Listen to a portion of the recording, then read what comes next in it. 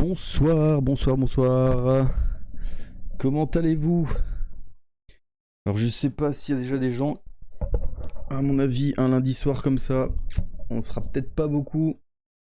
Donc, j'ai décidé de changer un petit peu de thématique ce soir, c'est-à-dire on va jouer sur du SF et du SF un peu what the fuck, puisque c'est la grande menace des robots. Alors je l'ai jamais lu celui-là. Quand j'ai lu l'arrière du bouquin, je me suis dit putain c'est n'importe quoi. Mais ça peut être marrant en fait. Donc pourquoi pas lire ça. Et en fait, ce qui s'est passé, j'avais fait un sondage sur la chaîne YouTube et il y a 3 livres qui sont arrivés à égalité. Du coup, il y avait celui-ci, il y avait le Sherlock et il y avait le troisième, je sais plus. Le troisième, je crois que c'était le truc des vampires. Et donc, je me suis dit, allez, je vais prendre celui-là. Ça changera un petit peu de tout ce qu'on a lu récemment. Donc, voilà pour la petite histoire. Donc, je ne sais pas s'il y a déjà des gens, je vais regarder. Apparemment, non. Donc, je vais lire vite fait le synopsis. Donc, la grande menace des robots. Alors, vous habitez un ranch dans lequel vous élevez des dinosaures. Déjà, ça, c'est what the fuck. Et votre vie se déroulait paisiblement lorsqu'un jour, les Calazariens ont envahi la Tauronie, votre pays, après avoir endormi tous ses habitants. Déjà, là aussi, c'est n'importe quoi. Sauf vous, bien sûr. C'est donc un peu malgré vous que vous allez devenir un héros. Il ne vous faudra que peu de temps pour apprendre à manœuvrer les robots qui vous permettront de combattre vos adversaires. Mais saurez-vous trouver le moyen de réveiller à temps vos compatriotes, tout en échappant aux cruels envahisseurs et aux dinosaures de toutes espèces qui maintenant errent en liberté dans les villes et les forêts. Donc je sais, tu te dis des robots avec des dinosaures, est-ce qu'ils sont allés chercher ça quoi? Alors, donc évidemment, il y aura une feuille d'aventure. On va regarder vite fait. Donc ça a l'air assez classique. En équipement, on a une épée. On a des pilules de vigueur. Alors là, on peut avoir des robots en tant on va dire familiers, on dirait. Ouais, ça peut être sympa, ça. C'est un peu original. Et là, du coup, c'est les rencontres avec les monstres. Ok. Alors, comment combattre robots et créatures? Avant de vous lancer dans cette aventure, munissez-vous d'un crayon, d'une gomme, de 2D, nanana. Ok. Alors, avant d'entreprendre cette mission, il vous faut déterminer vos forces et vos faiblesses. Pour cela, vous allez lancer les dés et inscrire les résultats obtenus dans les cases correspondantes de votre feuille d'aventure. Alors, lancez un dé, ajoutez 6 et inscrivez le total obtenu dans la case habileté de la feuille d'aventure. Donc, on va faire ça tout de suite. À moins que quelqu'un veuille lancer le dé, mais je pense que pour l'instant, il n'y a personne. Du coup, je vais le faire. On est sur du D6. Donc on va lancer tout de suite un dé. Si le dé veut bien, on a un 4. Du coup on ajoute... c'est un D6 qu'on lance. Lancer un dé, ajouter 6. Mais il précise pas si c'est un dé... Bon, je sais pas si c'est un D6. Donc on a 10 en habileté. Ce qui est pas trop mal au final. Hop. Alors lancez 2 dés, ajoutez 12 au résultat, inscrivez le total obtenu dans la case endurance de la feuille d'aventure. Ok. L'endurance, c'est sur 2 dés. 1, 2. 9. 9 plus 12, 21. Ce qui est très bien aussi. Plutôt chanceux au niveau des statistiques. Donc ça c'est fait. Alors lancer un dé, ajouter 6. Donc ça sera la chance. Par contre la chance on n'est pas ouf. On a 9. C'est pas extraordinaire. Je vais ajouter la ligne. Merde. chance. Hop.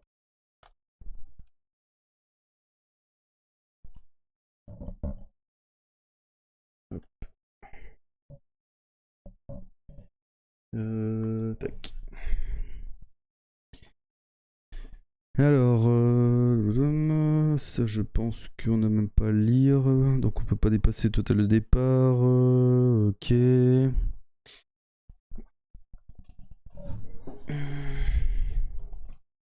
Alors si les livres dont vous êtes le héros vous sont familiers, vous connaissez la plupart de ces règles, mais vous n'avez jamais eu l'occasion de piloter des robots ou d'en combattre. Aussi devez-vous lire soigneusement les règles qui vont suivre. Les robots jouent un rôle très important dans l'aventure que vous allez vivre. Ils sont de types très différents, et vous pourrez avoir l'occasion de piloter la plupart de ceux que vous rencontrerez. Ah, c'est cool ça. Alors, vous ne pourrez piloter cela va sans dire qu'un seul robot à la fois. Chaque robot possède un certain nombre de caractéristiques précises. La défense d'un robot, représente sa robustesse, sa capacité de résistance aux chocs et aux coups qu'il peut recevoir. Elle correspond en fait à votre endurance. Le robot n'a donc pas de points d'endurance, il a des points de défense. Ok. Alors la vitesse d'un robot indique sa rapidité de déplacement. Elle peut vous avantager au cours d'un combat puisque celui qui pilote le robot dont la vitesse est la plus grande bénéficie d'un bonus de combat de +1, c'est-à-dire qu'il peut ajouter 1 point à sa propre habileté. Ah, c'est cool. Mais si votre vitesse est inférieure à celle de votre adversaire, vous ne pourrez pas prendre la fuite, même si la possibilité vous en est donnée au paragraphe où vous vous trouvez. La vitesse d'un robot peut être lente, moyenne, rapide, ou pour un robot volant, très rapide. Alors bonus de combat, quand vous combattez aux commandes d'un robot, c'est votre propre habileté qui est prise en compte. Cependant, certains robots qui sont spécialement construits pour le combat vous donnent un bonus de combat que vous ajoutez à votre propre habileté quand vous êtes aux commandes de ce robot lors d'un combat. Il y a aussi malheureusement des robots qui ne sont pas du tout adaptés au combat et qui ont donc un bonus de combat négatif. Si vous combattez aux commandes d'un tel robot, il faudra déduire ce bonus de combat de votre habileté. Alors les caractéristiques particulières, chaque robot possède une ou plusieurs caractéristiques qui lui sont propres, et certaines sont très utiles. Vous avez donc intérêt à les noter sur votre feuille d'aventure, ou à noter le paragraphe où elles sont décrites pour les retrouver rapidement en cas de besoin. Alors l'équipement, donc on démarre avec une épée et 5 pilules de vigueur. Épée et pilule de vigueur. Ouais.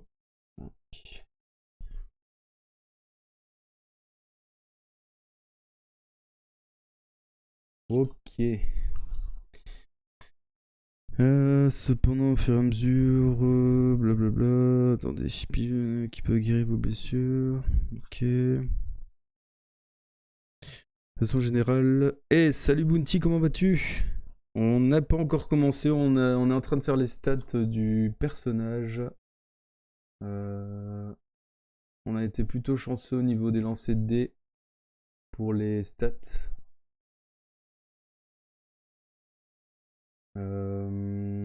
Puisqu'on a lancé un 4 pour l'habileté, un 9 pour l'endurance et un 3 pour la chance. Bon, ça va, c'est pas non plus top, mais ça aurait pu être pire.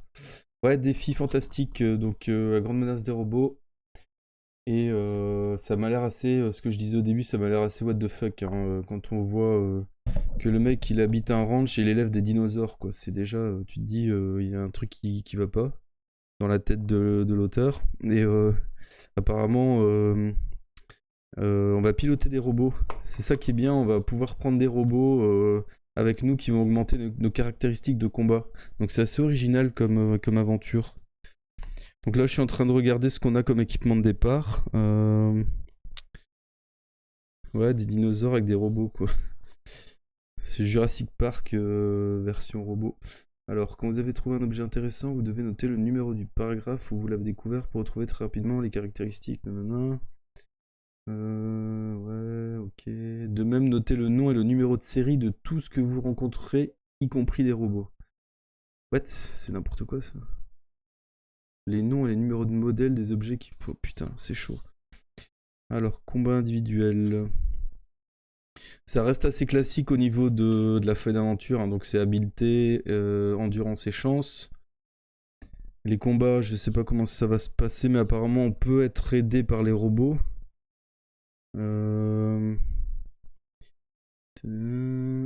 Si vous êtes aux commandes d'un robot, ce sont les règles du combat avec un robot qui s'appliquent. Ok. Avant de commencer le combat, notez sur la feuille d'aventure, dans les cases, réservez l'habileté, l'endurance de l'ennemi. Ouais, ça on s'en fout. Ouais, j'ai passé un bon week-end et toi, tranquille quoi. Pas très reposant, mais ça va, c'était bien. On a fait un petit jeu de société, donc c'était cool.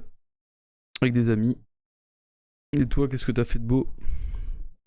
Alors, lancer 2 dés pour votre adversaire. Ouais, les combats ont l'air classiques, hein, donc c'est lancer 2 dés pour l'adversaire, ajouter des points d'habileté, vous avez la force d'attaque, lancer des dés pour vous, nanana, ouais, on compare, ouais, c'est classique, de chez classique. Alors, non, je l'ai jamais fait celui-ci.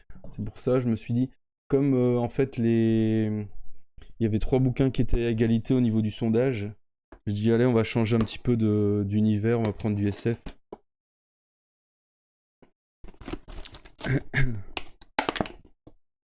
Ah ouais, putain, tu bosses du week-end, c'est chiant ça. Qu'est-ce que tu fais comme boulot? Alors, combat avec un robot. Ces règles s'appliquent au combat contre les dinosaures et les grands robots. De même, si vous pouvez piloter un robot, votre adversaire a des points de défense, d'habilité de vitesse au lieu des points d'endurance et d'habilité. Ce sont les règles du combat avec un robot qui s'appliquent. Lancez 2 dés pour votre adversaire, ajoutez ses points d'habilité au résultat. +1 si sa vitesse est supérieure à la vôtre. Le total obtenu donne la force d'attaque de votre adversaire. Ajoutez au résultat les éventuels points de bonus de combat de votre robot. Et 1 point si votre robot a une vitesse supérieure à votre adversaire. Ok. Ouais, donc c'est assez classique. La fuite, on s'en fout. Combat avec plus d'un adversaire, ok. La chance, bah ça c'est comme d'habitude, je pense. Il faut lancer 2 dés sur résultat inférieur, nanana. Vous êtes chanceux, blablabla. Et à chaque fois on retire 1, ouais c'est classique. Voilà, chance dans les combats, on peut toujours l'utiliser. Ouais, ok. Mais ça, en général, la chance, c'est rare qu'on l'utilise. Ah ouais, maître chien. Ah, ça doit être cool, ça, comme métier. Avec quoi comme chien? Un malinois? Comment rétablir votre habilité et votre endurance et votre chance? Votre point... Certains objets liés à des robots particuliers vous donnent des points. Si vous possédez une épée qui vous donne un point d'habilité, vous ne pourrez compter ce point que si vous combattez à pied. L'épée à la main. Si vous êtes au commande d'un robot, même si l'épée est à votre ceinture, vous ne pourrez pas, bien entendu, compter. Ok. Point d'endurance, ouais. Une pile de vigueur peut vous redonner 1 point d'endurance. Putain, c'est nul. Un seul point. Au début de votre aventure, vous en avez... Ok. Putain, les pilules, elles servent à rien. Chance, point de chance. Un berger hollandais. Ouais, non, je connais pas cette race. C'est pas très courant, je pense. Ouais, si tu dis que c'est le même avec la couleur qui change, c'est peut-être plus noir. Ou je sais... Enfin, c'est vrai qu'il y a des malinois noirs aussi. Indication sur le jeu. Alors, dans cette aventure, vous allez être aux prises avec une horde d'envahisseurs que vous devrez chasser de votre pays. Vous avez 3 façons d'y parvenir. Si la première vous semblera évidente, il n'en sera certainement pas de même quant aux 2 autres. Mais sachez pour le moment que chacune a son propre cheminement, que les découvertes que vous y ferez lui seront propres, ainsi que les décisions que vous serez amené à prendre. Alors aussi, n'hésitez pas à noter le maximum de renseignements, en particulier les lieux que vous visiterez, les renseignements que vous y trouverez, les objets que vous y découvrirez. Ces notes vous sauveront peut-être la vie, ne l'oubliez pas. De plus, vous aurez peut-être l'occasion de revenir à un endroit que vous avez déjà visité, vous gagnerez ainsi un temps précieux. N'hésitez pas non plus à dresser la carte du pays à mesure que vous avancerez, ne serait-ce que pour connaître la position respective des villes et pour savoir ce qu'on y trouve. Prenez garde, certains lieux pullulent d'ennemis ou dissimulent des pièges mortels. D'autres sont de véritables cul-de-sac qui vous feront perdre un temps précieux. L'aventure que vous allez vivre ne sera jamais une promenade de tout repos. Ok.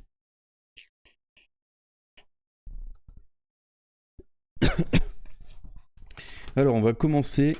Il y a une introduction qui est assez longue, qui va nous mettre dans le bain.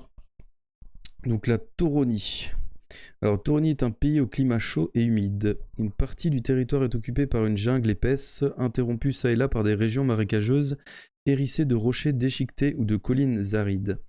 On y trouve cependant une vaste étendue herbeuse à l'herbe grasse propre à l'élevage. Enfin, le pays est bordé d'un océan où de terribles typhons prennent naissance, ravageant tout sur leur passage à certaines saisons. Mais si la nature semble hostile, les Tauroniens sont parvenus à faire de leur pays un endroit où il fait bon vivre. En effet, la science et ses applications techniques ont réussi à alléger de manière non négligeable la tâche des hommes. Les robots de toutes sortes sont légion, et ils sont d'une spécialisation et d'une efficacité incomparables. Ceux qui ne sont capables d'effectuer qu'une seule tâche sont le plus souvent programmés à l'avance et entièrement automatiques. Mais certains sont équipés de telle sorte qu'un bon pilote peut leur faire le travail de plusieurs centaines d'hommes. C'est ainsi que tous les travaux répétitifs, pénibles, dangereux ou très précis sont le fait de robots. Cela va du terrassement aux opérations chirurgicales en passant par la garde des troupeaux, la construction et l'entretien des machines et des robots, le stockage des renseignements de tout ordre ou la défense du pays. Bref, tout est organisé pour faciliter la vie des hommes en Tauronie. La même volonté de rationalisation a présidé à la construction des villes. Tous les organes du gouvernement et d'administration sont regroupés à Tauron, la capitale. Toutes les grandes écoles du pays ont été construites à Grand Savoir, où sont aussi regroupés les principaux laboratoires et les centres de recherche. Les usines sont à Industria, les loisirs, jeux et vacances sont organisés pour tous les habitants à Ludis, et les secrets de la défense du pays sont bien enfuis à Villegarde. Tout a été prévu dans ce pays idyllique, même les lieux de culte et de recueillement, dans la cité des cultes. Bref, une organisation urbaine qui évite la dispersion et la perte de temps. Les espèces animales les plus répandues dans le pays appartiennent au groupe de sauriens et des crocodiliens. Toutes les familles de dinosaures sont représentées, végétariens, carnivores ou omnivores, terrestres, aquatiques, amphibies ou volants. L'échantillonnage est complet. Dans la savane, on élève certaines familles de dinosaures dans des ranchs. Là comme ailleurs, nombre de robots sont utilisés. On y trouve essentiellement des robots cow-boys qui ont un armement sommaire pour faire face aux intrusions des dinosaures sauvages et peuvent se déplacer au sol dans les propriétés. Tout serait parfait si le pays n'était pas également entouré d'ennemis, dont les plus redoutables sont sans conteste les Calazariens, dont le rêve depuis la nuit des temps est de s'approprier les richesses de la Tauronie. Si leurs redoutables robots transformables ne leur ont pas permis de parvenir à leur fin jusqu'à aujourd'hui, il serait naïf de penser qu'ils y ont renoncé. C'est au contraire une véritable course à l'armement qui se livre avec les Tauroniens. Les arts de la guerre font donc partie des activités des Tauroniens, même s'ils pensent que cela représente une perte de temps et d'énergie considérable. Un matin, l'envie vous prend de préparer un vrai petit déjeuner au lieu des habituels reconstituants chimiques que l'on utilise pour gagner de ce précieux temps. Vous venez juste de faire griller une tranche de pain quand la porte de votre cuisine est poussée mollement, laissant le passage à l'un de vos assistants qui entre en titubant. S'approchant de la table, vous êtes installé, vous l'entendez qui grommelle un vague crève de sommeil, avant de s'écrouler devant vous comme terrassé. Vous avez beau le secouer, rien n'y fait. Il dort. Laissant à regret votre succulent petit déjeuner, vous sortez dans la cour pour voir ce qui se passe, et c'est dans le plus total effarement que vous découvrez que tous vos employés sont endormis. Personne n'est conscient autour de vous. Une odeur de brûlé provenant de la cuisine ne vous laisse aucun doute. Votre petit déjeuner est réduit en cendres. De toute manière, vous avez maintenant d'autres soucis. Sans perdre une seconde, vous branchez la radio. Les mêmes bribes de phrases vous parviennent sur toutes les fréquences. Attaque des Calazariens, impossible de garder les yeux ouverts, suivi d'un silence ou des ronflements sonores du journaliste endormi. Il en faudrait plus pour vous décourager. C'est un tuyau d'arrosage à la main que vous ressortez de la cuisine. Mais l'eau glacée ne réveille personne, inutile de noyer vos employés, ils dorment. On dirait qu'une terrible maladie du sommeil vient de terrasser tous les habitants du pays, et si vous avez bien compris, elle serait l'œuvre de Calazariens. C'est alors qu'un étrange bruit vous fait lever la tête. Et ce que vous apercevez ne fait que confirmer vos craintes. Une multitude de robots jets aux couleurs calazariennes survolent votre ranch. Ils envahissent votre pays et tout le monde dort sauf vous. Pour une raison inconnue, le produit qui a été répandu par vos ennemis pour plonger les habitants dans le sommeil vous a épargné. Votre radio crachote, vous attirant de nouveau dans la cuisine plein d'espoir. Mais c'est pour entendre le message de félicitations de Leish, le tyran de Calazar, à ses troupes d'assaut. Il adresse ses compliments aux milliers d'hommes très entraînés et équipés de centaines de robots qui ont pris possession de tous les centres vitaux du pays. Et il leur annonce l'arrivée de renforts pour piller le pays, s'approprier ses richesses, mettre ses habitants prisonniers au service des envahisseurs dès leur réveil. Vous ne pouvez pas rester passif, il faut faire quelque chose et vite avant que la Tauronie tout entière ne soit envahie par les hordes kalazariennes. Vous êtes seuls, soit, mais ils ne sont pas encore très nombreux. De toute façon, vous n'avez pas le choix. Vous montez 4 à 4 jusqu'au grenier de la maison. D'une malle poussiéreuse, vous sortez la vieille épée de votre père et vous la brandissez d'une main ferme. De retour dans la cuisine, vous saisissez en hâte 5 pilules de vigueur. Pour ce qui est de la nourriture, inutile de vous encombrer, vous êtes certain d'en trouver partout dans le pays. Maintenant, un véhicule. Le garage de votre ferme en est pourvu. Vous êtes seul, mais vous délivrerez votre pays. Et maintenant, tournez la page. Alors, on dirait qu'une maladie du sommeil vient de terrasser tous les habitants du pays. Donc c'est marrant, et c'est un bâtiment moderne dans la jungle, comme ça, c'est vraiment une ambiance spéciale, hein. Alors, vous avez 2 types de robots dans votre ferme. L'un est le classique robot cow-boy, très robuste et capable de s'adapter à de nombreux terrains, mais il se déplace uniquement au sol et est relativement lent. L'autre est un robot volant, léger, maniable, vif, mais il est mal équipé pour le combat. Si vous choisissez le robot cow-boy, 24, si vous préférez le robot volant, 47. Alors, je vais faire un petit sondage. Qu'est-ce que vous préférez qu'on choisisse pour les débuts comme robot? Alors, robot. Donc, le cow-boy ou le volant.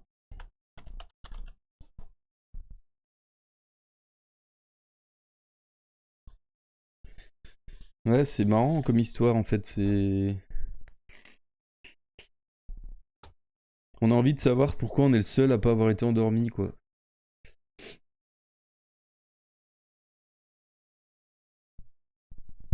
Je pense que ça va partir dans tous les sens cette histoire. Déjà, quand tu vois des dinosaures, des robots, tu te dis putain, qu'est-ce qui se passe, quoi? Comment ils ont pu inventer ce genre de truc?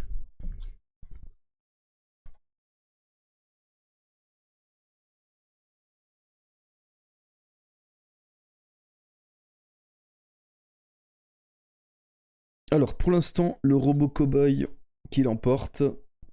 Moi, j'aurais pris le volant parce que je me dis on a quand même une bonne habileté. On est quasi max, donc on n'a pas forcément besoin du bonus de combat.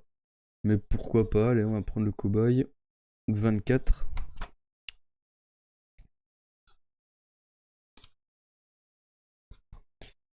Alors, le cow-boy est un robot humanoïde bien adapté à la guerre de 10 dinosaures. Il se déplace au sol et s'il est suffisamment armé pour mater les dinosaures rétifs, je ne connaissais pas ce mot, ce n'est pas un robot de guerre pour autant. Alors, le robot cow-boy il a une défense de 10, une vitesse moyenne et bonus de combat de 0. Caractéristique particulière néant. À présent que vous avez un véhicule, il vous reste à choisir votre destination. Rendez-vous au 70 pour commencer votre mission, mais si vous le désirez, il est encore temps de choisir un robot volant, dans ce cas 47.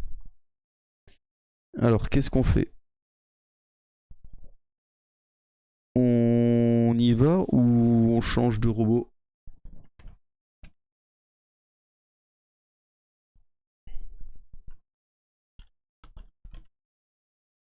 Je vais juste mettre ça. Garder robot, oui, non. En sachant que si on le garde, il faudra noter les caractéristiques du robot. Donc je vais déjà faire un... peut-être le noter dans l'équipement.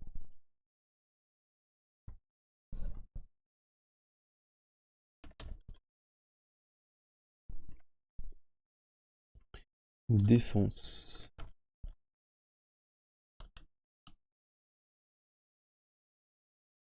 Vitesse.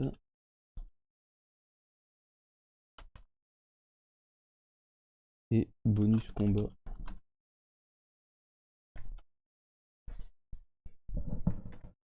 Ah, on change? Moi, peu importe, hein. Allez, on peut prendre l'autre alors, voir déjà au moins ses caractéristiques. Donc 47. Alors, ce robot volant est une libellule modèle D. Ce sont ses ailes articulées sur le fuselage qui lui ont valu son nom. Il ressemble en effet à une gigantesque libellule aux ailes qui frémissent sans cesse. On se croirait dans Dune. Alors, son atout principal dans un combat est sa vitesse. Alors, il a 5 en défense, vitesse très rapide et bonus de combat 0. Caractéristique particulière, cet appareil très vif et très maniable permet d'échapper à n'importe quel adversaire, même s'il est lui aussi très rapide, à condition bien sûr qu'il vous soit possible de prendre la fuite. Alors maintenant que vous êtes équipé, il faut choisir votre première étape pour libérer votre pays. On peut encore changer de robot. Donc on a vu les caractéristiques des deux. Donc là j'imagine on va garder celui-là. Donc on va noter en défense il a 5. Vitesse très rapide.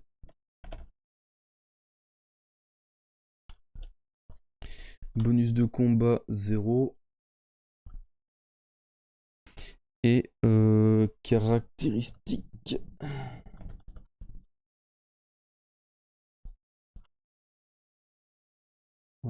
Qu'est-ce qu'on va mettre? On va mettre voir 47. Hein. Je vais pas recopier le truc.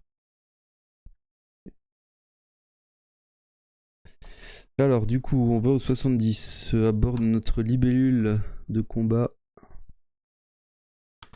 Alors maintenant que vous êtes équipé et que vous avez un moyen de locomotion et de protection, il n'y a plus une seconde à perdre pour choisir la première étape de votre mission. Il n'est pas question de vous lancer à l'assaut contre le camp ennemi qui est certainement installé à Toron. Il faut que vous mettiez un maximum de chance de votre côté avant de déclencher l'offensive. C'est certainement dans une des agglomérations du pays qu'il vous sera facile de trouver de l'aide dont vous avez besoin. 2 d'entre elles sont très proches de votre ranch, autant commencer par là. Allez-vous diriger vers Grand Savoir ou Industria. Donc là, on sait que Grand Savoir, c'est là où il y a les universités et tout le bordel. Et Industria, bah, ça porte bien son nom, c'est là qu'il y a les usines, tous les centres industriels et tout. Alors, direction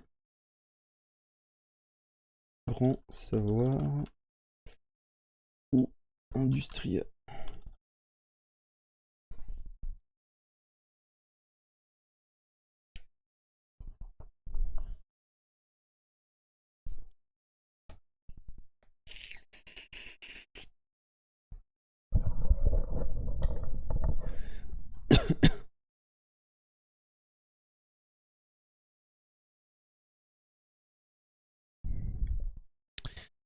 Vraiment très original en tout cas comme bouquin. Je sais pas s'il y en a deux pareils parce que j'avais jamais vu un truc où on pouvait piloter des robots quoi.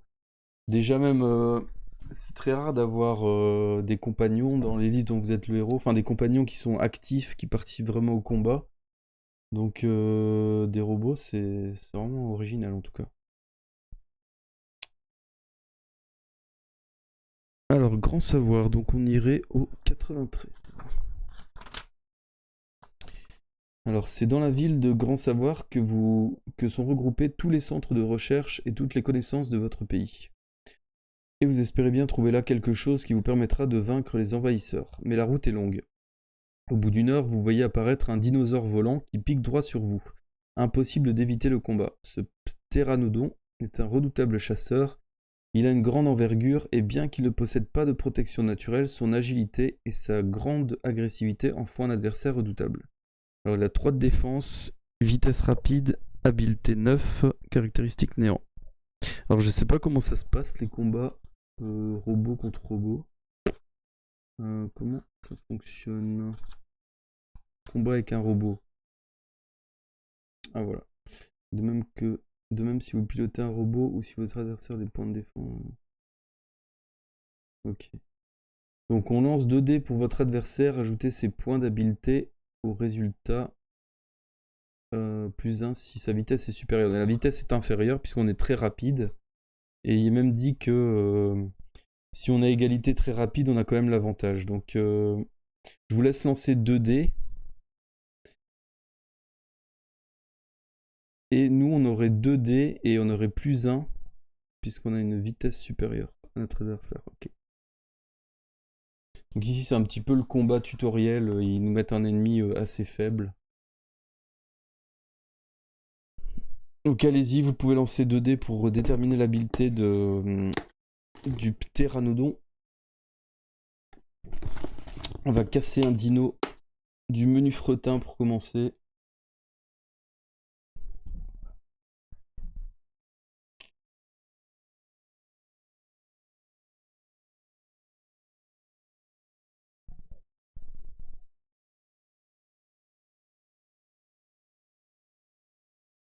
Si vous voulez que je lance des dés, dites-le, hein, parce que je sais pas si vous êtes sur mobile ou si vous avez l'occasion de les lancer. Si pas, je le ferai. L'appli ne fonctionne pas. Ok. Bon, moi, je vais les lancer. Du coup, je lance 2 dés pour l'adversaire.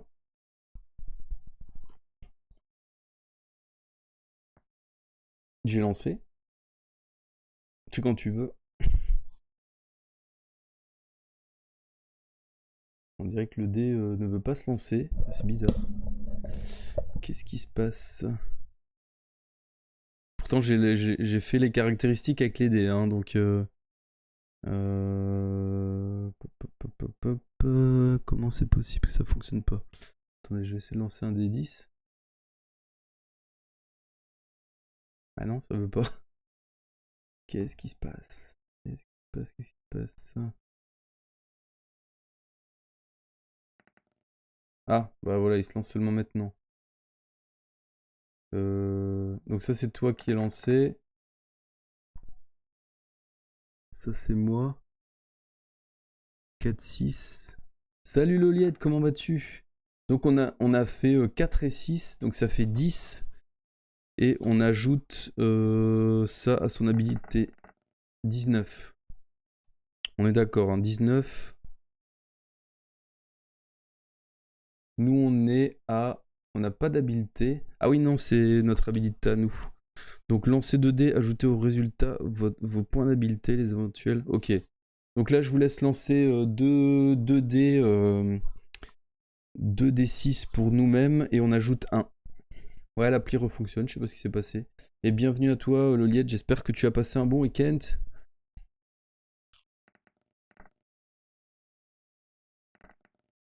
2 plus 4, 6 plus 1, 7. 7, on a 7 plus 10, ça fait 17. On est en dessous. On est en dessous. Donc, alors, attendez. Ouais, on est avec des Dino Transformers, c'est n'importe quoi. Alors, vous avez blessé, non?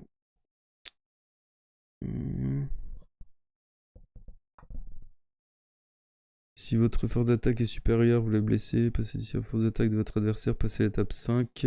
Donc vous devez retrancher 2 points de la défense du robot que vous pilotez. Vous pouvez faire appel à votre chance pour en diminuer les conséquences. Donc, j'avais cru que l'on va être... Attends, ça buff pas mal ce soir. Du coup, on est à combien en défense de robot? On est à 5. Donc je pense qu'on fait ça. Alors du coup, on lui met qu'on est à 3.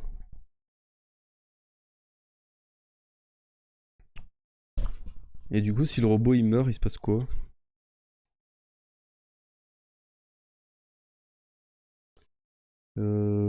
Si la défense de votre propre robot qui tombe à 0, celui-ci est détruit. Mais vous avez peut-être échappé à la mort et vous n'avez peut-être même pas été blessé. En effet, à moins que ce ne soit spécifié, votre propre endurance n'est pas affectée dans les combats avec un robot. Vous pourrez donc poursuivre votre aventure aux commandes d'un nouveau robot. Et ah oui, expliquer, ok. Ça va, c'est un peu spécial les combats, mais c'est bon, j'ai compris. Du coup, on va faire le deuxième assaut et il va falloir le mettre à 0. Et il a 3 de défense. Ok, allez, let's go. Deuxième assaut. Je vous laisse lancer les dés. Donc on prend pas les dégâts directement, c'est marrant. C'est le robot qui prend notre place.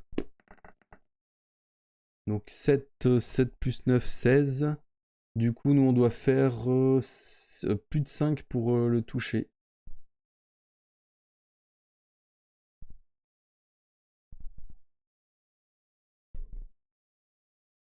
Allez-y, faites-moi 2 beaux lancers.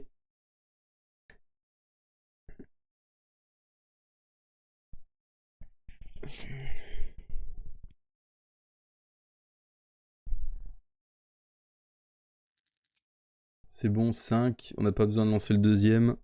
Du coup, on sait que la défense du pteranodon passe à 1. Troisième assaut. Je vérifie qu'on lui met bien de dégâts, mais oui, je pense que c'est ça. Vous avez blessé, enlevé 2, vous pouvez faire usage de votre choix. Ouais. On va pas utiliser la chance, ça sert à rien, pas contre un ennemi comme ça. Donc là, on va refaire un troisième assaut. Ça freeze. Pourtant, la connexion n'a pas l'air dégueulasse.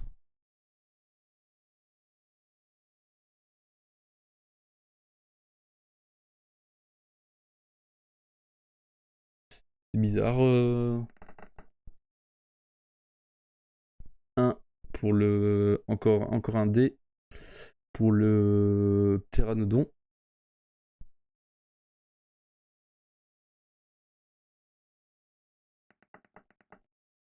Donc 7 plus 9, 16. On est au même point que tout à l'heure. Il faut faire plus de 5 pour le toucher et le tuer.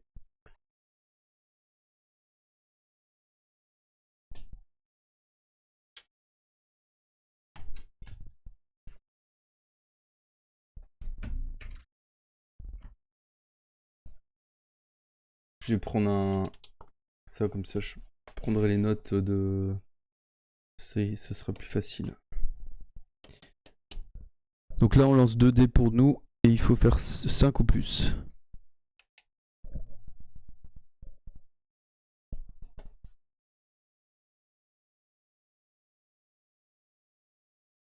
Je regarde en cas d'égalité. Ah, mais c'est bon, 6. Ok, parfait. Du coup, on le tue et nous, on reste à 3 de défense. Alors, si vous êtes le vainqueur ou si vous prenez la fuite, 186.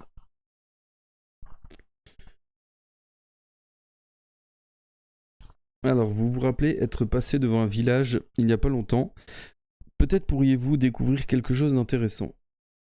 Si vous y jetez un coup d'œil, si vous voulez y jeter un coup d'œil, rendez-vous au 13, mais si vous pensez que le détour n'en vaut pas la peine et qu'il vous faut mieux aller directement vers Grand Savoir, rendez-vous au 361. Alors, est-ce qu'on... Parce que j'ai mis mon clavier de travers, c'est pas facile pour écrire. Donc, est-ce qu'on s'arrête... S'arrêter au village?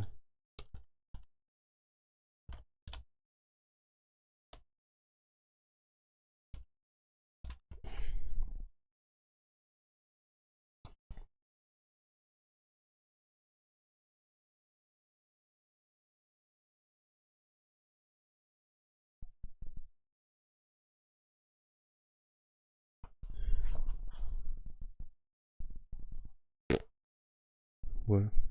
Ça peut être intéressant, je pense, de s'arrêter au village. Hein. Je vois pas pourquoi on le ferait pas.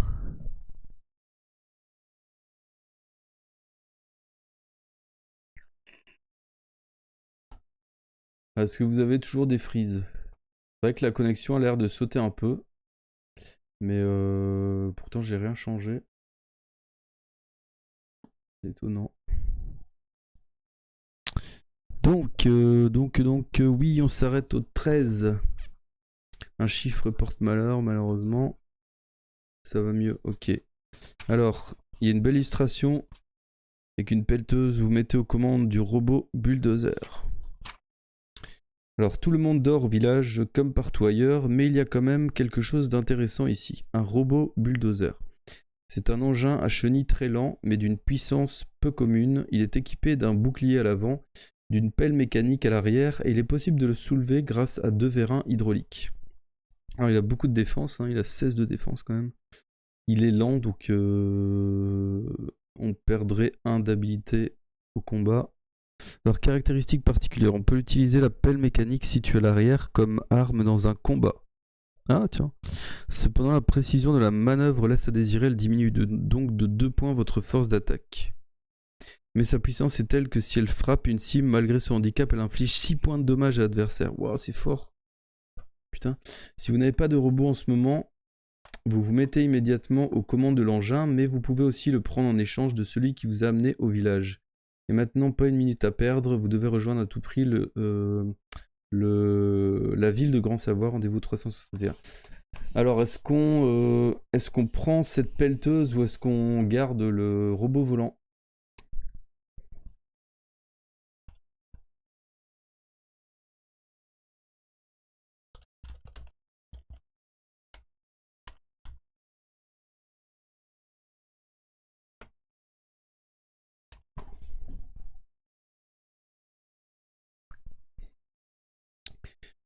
C'est sacré robot hein, quand même. Ce qui met des claques à 6 au lieu de... Il met 3 fois plus de dégâts s'il touche. Mais bon, on a une force d'attaque de... diminuée de 2. Hein. Donc ça c'est un petit peu chiant mais bon.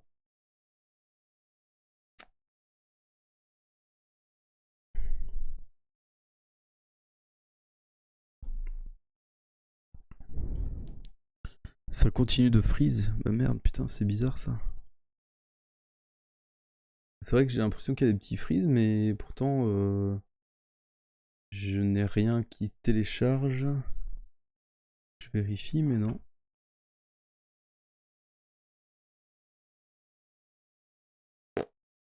Peut-être ça va se stabiliser. Bon, alors qu'est-ce que vous avez répondu? On prend pas le bulldozer. Ah ouais, tiens. Ok. Bon. Bon, on va garder notre robot volant alors du coup. 361. En plus, il avait beaucoup de défense. Hein. On a plus que 2 points de défense avec celui-là. 3 points de défense, pardon. 361. Alors, si vous êtes déjà venu à Grand Savoie, rendez-vous directement au 40. Sinon, poursuivez votre lecture. Vous êtes dans la ville où est regroupé tout ce qui concerne la connaissance. Les grandes écoles, les facultés, les musées, les centres de recherche. Vous avez donc bon espoir de découvrir ici quelque chose qui pourrait vous aider dans la tâche énorme qui vous incombe. Allez-vous vous diriger vers l'école de médecine, le musée de Toroni, la réserve de dinosaures, l'école de guerre. Et si vous préférez quitter la ville, rendez-vous au 380. Bon, où va-t-on?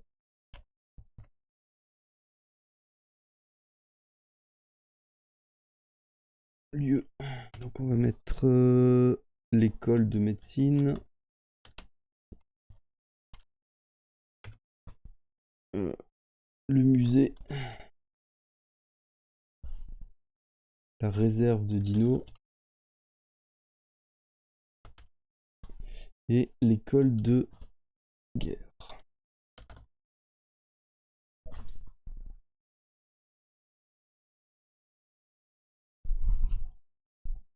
Le sondage est en ligne, vous pouvez voter, vous avez une minute, n'oubliez pas que vous avez toujours les points de chaîne au pire.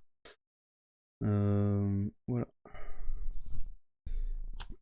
Donc l'école de médecine, le musée de Toroni, la réserve de dinosaures ou l'école de guerre.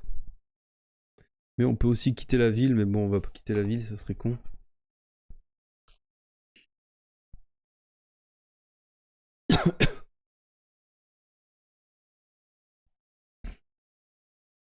Alors pour l'instant, la réserve de dinosaures qui l'emporte.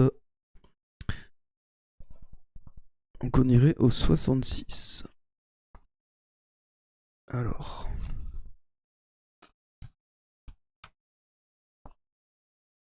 Putain, on voit vraiment l'influence de l'époque, là, des Transformers et tout. Le robot qui se transforme en avion de chasse. C'était courant à l'époque. Alors, c'est dans cette réserve que les espèces les plus rares et les plus sauvages de dinosaures ont été rassemblées aux fins d'études. Si vous êtes déjà venu dans la réserve, rendez-vous au 189, sinon poursuivez votre lecture. Une clôture électrifiée entoure solidement la réserve, empêchant les dinosaures de s'échapper.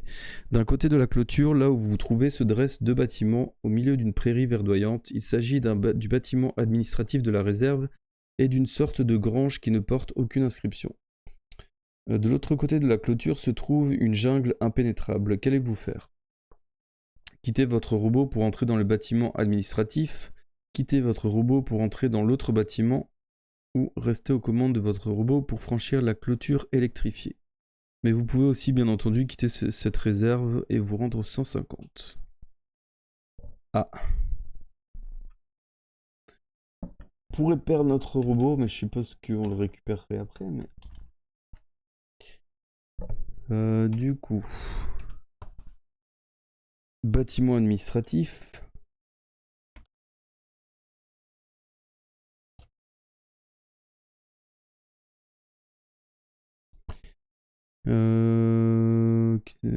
Autre bâtiment, mais il n'est pas précisé c'est quoi. Troisième, c'est clôture, franchir la clôture électrifiée.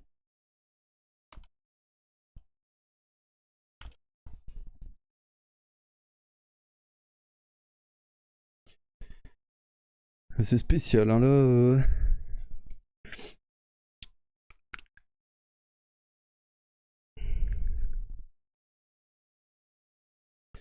J'imagine que si on laisse le robot dehors, on peut le récupérer après, mais bon. J'ai aucune certitude. Hein.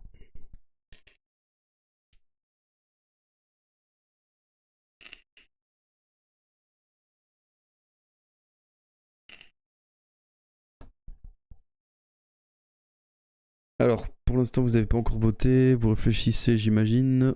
C'est pas une décision très simple à prendre.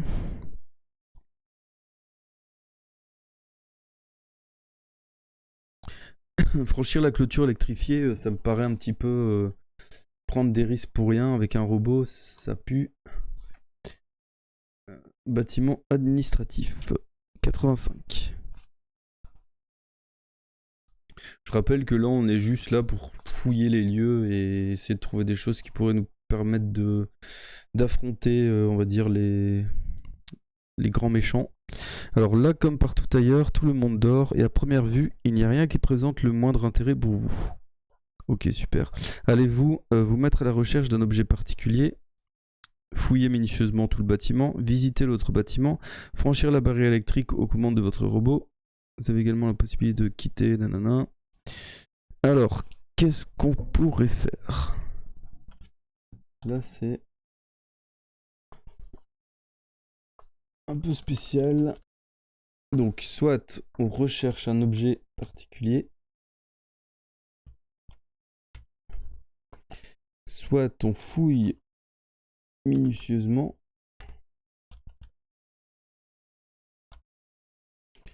soit on visite autre bâtiment, soit on fait la clôture.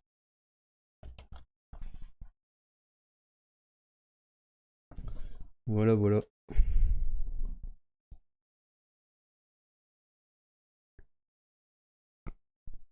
Les paragraphes sont vraiment minuscules, hein, en tout cas. Ça change du tyran du désert où il y avait des paragraphes des fois de 2 pages.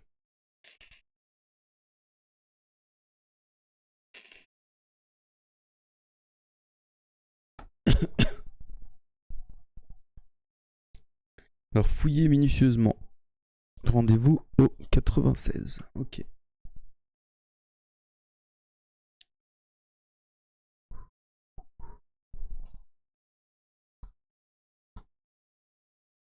Qu'est-ce qu'on va trouver dans ce bâtiment administratif? Alors sur la première porte que vous essayez d'ouvrir est inscrit la mention privée. Dès que vous touchez la poignée, vous déclenchez un système de sécurité et une décharge électrique d'une terrible puissance vous projette contre le mur, ce qui vous fait perdre 1 point d'endurance. Revenez vite au 85 pour faire un autre choix. Ok, super. Donc on perd 1 point.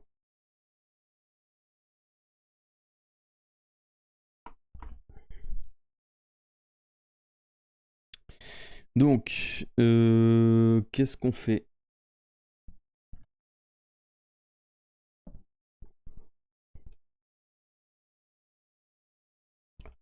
Alors, on a objet particulier.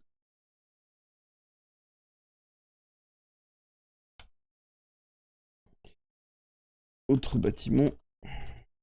Clôture. Les choix diminuent. Freeze, merde. On a pris un coup de jus. Et le stream aussi. Il a freezé. Putain, c'est vraiment bizarre ces drops de connexion là. Pourtant, je vous dis, j'ai absolument rien changé. Je télécharge rien. Peut-être la connexion qui est un petit peu aux fraises ce soir, je sais pas. On n'a rien trouvé du tout. On a essayé d'ouvrir une porte et on s'est pris un point de dégâts. Une porte où il était mis privé. Du coup, bah voilà. On est revenu en arrière. Donc il faut refaire un choix par rapport à ça.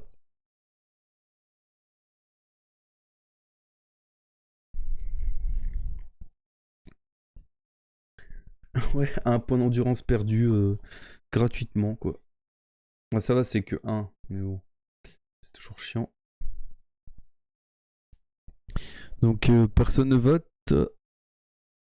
Non, personne n'a voté. Bon, allez, on va quand même essayer de trouver un objet particulier. Hein. Disons que ça peut être intéressant. Alors, si vous savez exactement ce que vous cherchez, ajoutez 50 au numéro du modèle de cet objet et rendez-vous au paragraphe ainsi déterminé. Si vous n'avez pas la moindre idée de ce que vous pouvez trouver ici, revenez au 85. Ah, ça c'est un truc où on devra revenir plus tard.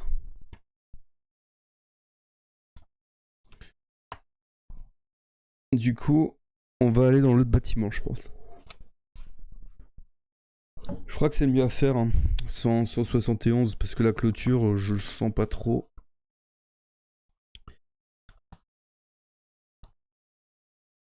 Alors, si vous êtes déjà entré dans ce bâtiment, 231. Sinon, poursuivez votre lecture. Vous faites prudemment le tour de cette espèce de grange pour l'examiner. Les murs sont faits d'un métal très épais. Quant à la seule porte, elle a l'air très lourde. Une pancarte prévient le visiteur éventuel d'un brutal entrée interdite, danger. Allez-vous ouvrir cette porte, visiter le bâtiment administratif si ce n'est déjà fait, franchir la clôture électrifiée aux commandes de votre robot, mais on peut quitter aussi la réserve de dinosaures. Alors, qu'est-ce qu'on fait? En danger, ne pas entrer. Est-ce qu'on va braver cette interdiction? Que faire? Du coup, ouvrir la porte. Merde, je suis en majuscule. La porte. Bâtiment administratif, c'est fait. La clôture ou quitter les lieux. Allez-y, vous avez une minute pour voter. C'est parti. La porte, elle dit entrée interdite, danger. Attention. Mais bon.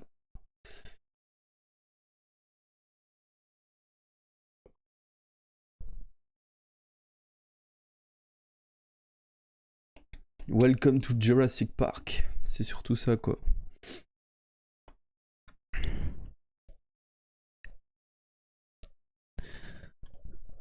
Alors, on a un vote pour ouvrir la porte et un vote pour quitter.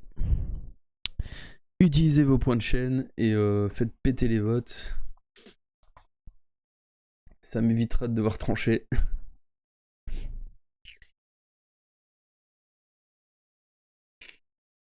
Ah, j'ai oublié de préciser que je m'étais donné pour ce bouquin 4 points de destin. Je sais pas si, comme je connais pas du tout le bouquin, je sais pas si c'est beaucoup ou peu. On ouvre quand même la porte. Ok. Alors, 212, on va peut-être crever. Vous avez le sentiment très net qu'un bâtiment aussi bien protégé doit abriter quelque chose d'important. Vous faites donc un grand effort pour ébranler le lourd portail métallique, sans y parvenir cependant. Utilisant toute la puissance de votre robot pour l'ouvrir, vous découvrez que le bâtiment contient des robots. Rendez-vous au 9. Ah. Donc on est toujours avec notre robot. Hein. Alors tous les robots qui sont entreposés là sont du même modèle. Ils ressemblent beaucoup aux robots cow-boy en usage dans votre ranch. Mais ils sont plus puissamment armés et leur blindage est meilleur car ils gardaient une espèce de dinosaure beaucoup plus grand que ceux de votre élevage. Ces robots super cow-boys se déplacent au sol et leur armement est très comparable à celui de n'importe quel robot de guerre. Alors, robot super cow-boy, 14 de défense, vitesse moyenne, bonus de combat, plus 1. Caractéristiques particulières. Ce robot dispose d'un équipement spécial destiné aux dinosaures. Un puissant haut-parleur capable d'émettre des sifflements avec une intensité telle qu'il provoque l'effroi et la paralysie de n'importe lequel de ces animaux. À chaque fois que vous utiliserez ce super cow-boy contre un dinosaure, votre adversaire perdra un point d'habileté. A noter que cette arme n'a aucun effet sur les robots ni sur leurs pilotes. Ok, donc c'est que contre les dinosaures. Vous pouvez vous mettre aux commandes de ce super cow-boy si vous abandonnez le robot qui vous a amené jusqu'ici. Notez le numéro de ce paragraphe pour pouvoir le récupérer en cas de besoin. Ah, putain, on peut même le récupérer. Il vous reste maintenant à décider de ce que vous voulez faire. Allez-vous... Oh putain, c'est trop bien ça. Donc ici, si on abandonne le... Si vous abandonnez les amener ici, notez le numéro pour pouvoir le récupérer. Putain, en fait, on va vraiment tourner en rond. Du coup... comment on va noter ça? Est-ce qu'on récupère le robot Super Cowboy ou pas?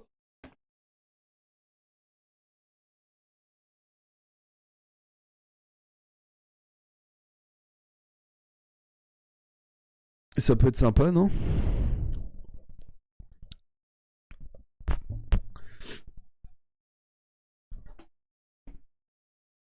Ça être long, non? Ouais, ça va être long parce que on va devoir revenir. Si on veut récupérer le volant, on devra revenir en arrière au paragraphe 9. Et bon, après, on pourra quitter la réserve. En fait, on va juste tourner en rond, à mon avis, au niveau de la réserve et tous les trucs comme ça. Puis après, on peut aller sur un autre lieu, quoi. Bon, donc on va noter les caractéristiques déjà du robot.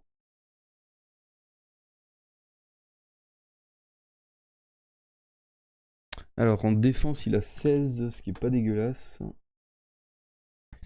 Il est lent.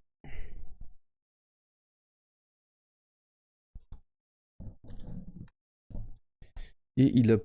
Ah, il avait pas un plus 1 au combat. Ah non, qu'est-ce que je raconte? Il a 14 en... Putain, je me gourde pas. Alors, 14, il a une vitesse moyenne. Et il a plus 1 en combat.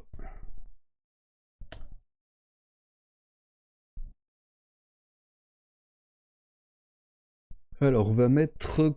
Comment on va écrire ça? Donc, on va mettre qu'on l'a récupéré au paragraphe 9. Et que... on a laissé... putain, ça c'est chiant. Attendez. Comment ils ont fait ça dans la feuille d'aventure?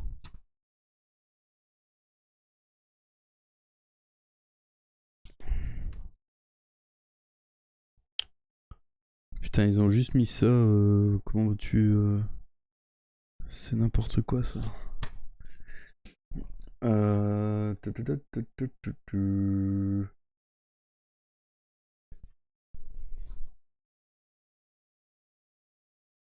Caractéristiques, je vais mettre voir 9.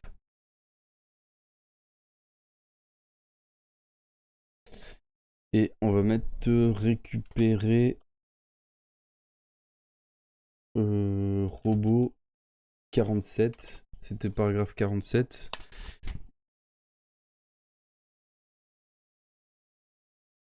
La libellule, ouais, avec une défense de 3.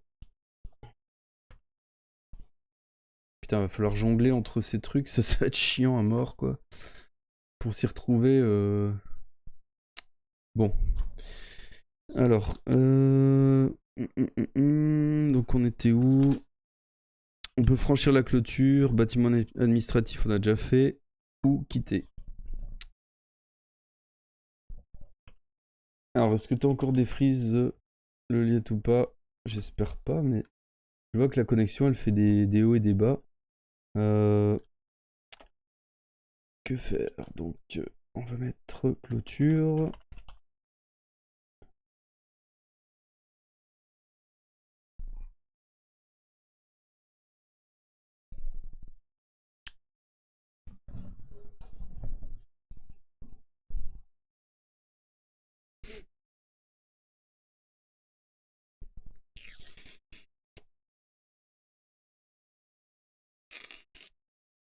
Le seul truc, c'est que le robot, là, c'est plus un robot volant, donc peut-être que pour aller dans certains endroits, on sera obligé d'avoir le volant.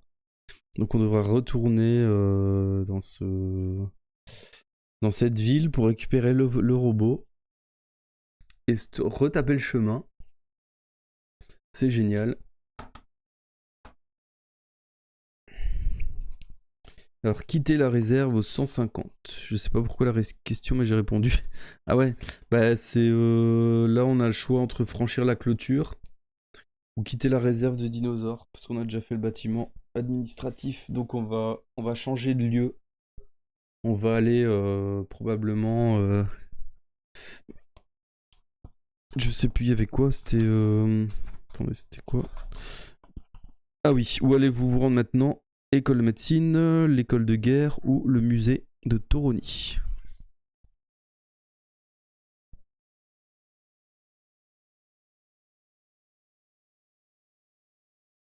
Bah je sais pas si c'est Twitch ou c'est moi. Hein. C'est peut-être moi si ça tombe. Hein. École de médecine. L'école de guerre. Ou le musée.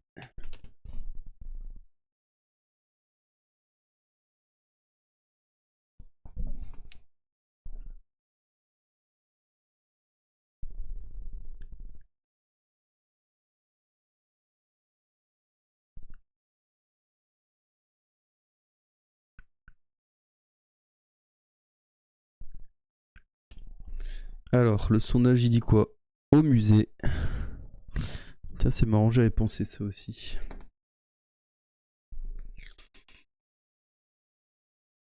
Toujours intéressant, des trucs intéressants dans un musée. Allez, on va au 14.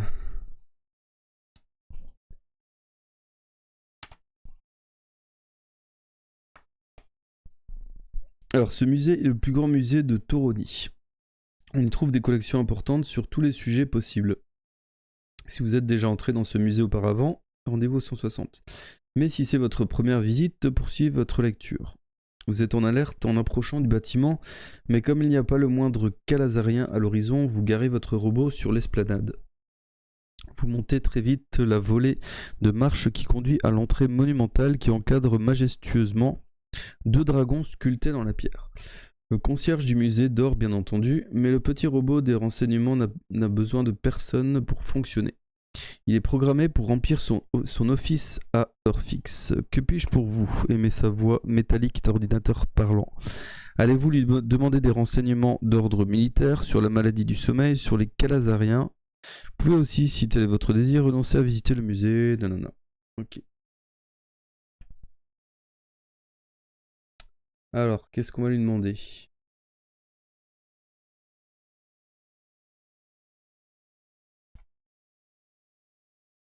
Question d'ordre militaire, question sur la maladie du sommeil, question sur les calazariens.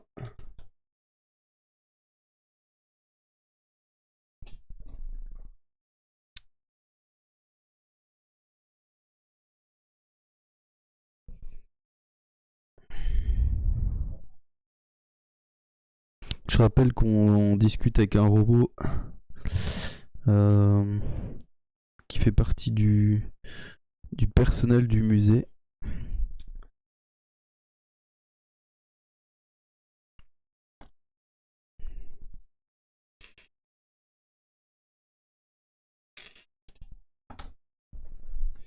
Alors, pour l'instant, on demanderait des renseignements sur les ennemis et aussi sur la maladie du sommeil. Donc pour l'instant, égalité.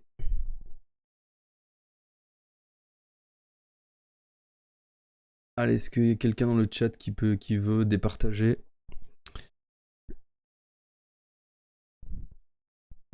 Un petit nouveau qui n'a pas encore... Ah tiens, 2 pour les calazariens. Allez, let's go, 58.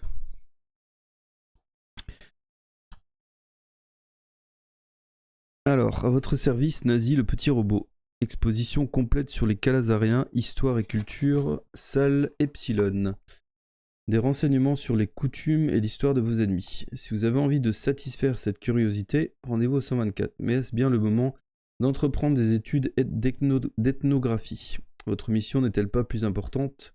Si tel est votre avis, rendez-vous au 14 pour faire un autre choix. Alors. Qu'est-ce qu'on va mettre? Curiosité. Oui ou non. Donc en sachant curiosité, ça serait d'aller dans la salle Epsilon pour en apprendre un peu plus sur nos ennemis. Mais il nous précise bien que on n'a pas forcément le temps pour ça. Mais bon, je vois pas ce que ça pourrait nous faire perdre comme temps. Mais je sais pas.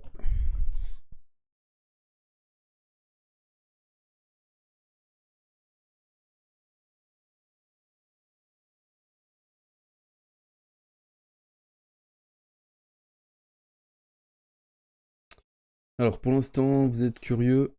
On irait voir dans cette salle pour en apprendre un peu plus sur nos ennemis.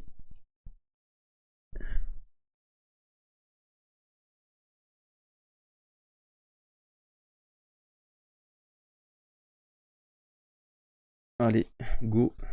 124. Alors, tout au long du trajet menant à la salle Epsilon, des bruits étranges vous parviennent de plusieurs directions à la fois. À l'évidence, vous n'êtes pas seul dans ce bâtiment. Il va falloir redoubler de prudence. Un bref examen de la salle Epsilon vous apprend que les documents rassemblés là n'ont rien à voir avec les techniques militaires des Calazariens. Pas plus qu'elles ne vous révèlent quoi que ce soit sur leur stratégie. Il vous faudrait des heures pour examiner soigneusement tout ce qui a trait à leurs coutumes et à leur culture. Si cela vous tente, rendez-vous au 180. Si vous préférez regagner le hall d'entrée, 224. Il nous redemande si on veut continuer.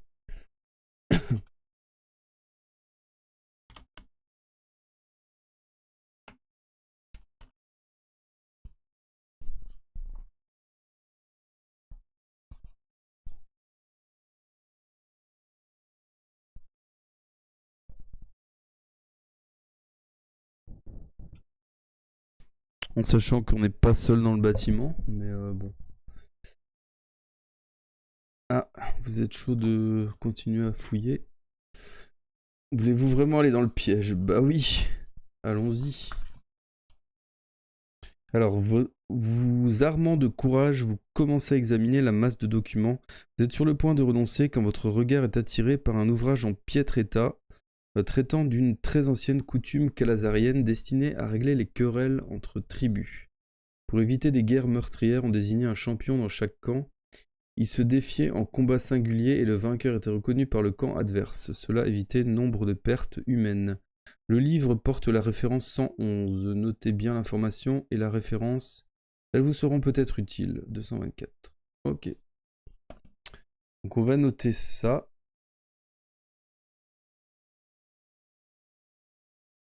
Faire un truc note. Donc on met quoi? Le livre. Référence. Livre. 111.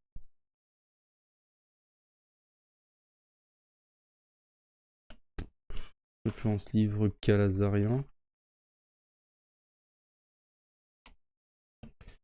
Comme ça on se souvient. Ok. On a quand même appris quelque chose d'intéressant. Ça valait la peine de fouiller. Alors, quittant la salle d'exposition consacrée aux Calazariens, vous empruntez une passerelle dominant un grand hall. Et vous ne pouvez vous empêcher de pousser un cri de surprise en constatant que ce hall semble avoir été dévasté par une véritable tornade. Vitrines brisées, objets épars sur le sol, comme piétinés. Dans un coin, 2 gardes Calazariens à l'uniforme noir sont allongés sur le sol, sans mouvement. Mort à l'évidence. Curieusement, cette dévastation semble mener à une excavation que vous distinguez dans l'un des murs du hall. Une inquiétante ouverture d'où il vous semble que des gémissements s'échappent. Allez-vous essayer de descendre dans le hall pour examiner de plus près, ou jugez-vous prudent de revenir vers le robot chargé des renseignements? Ah. Ce serait pas un dinosaure qui les a butés. Donc, examiner trou dans le mur.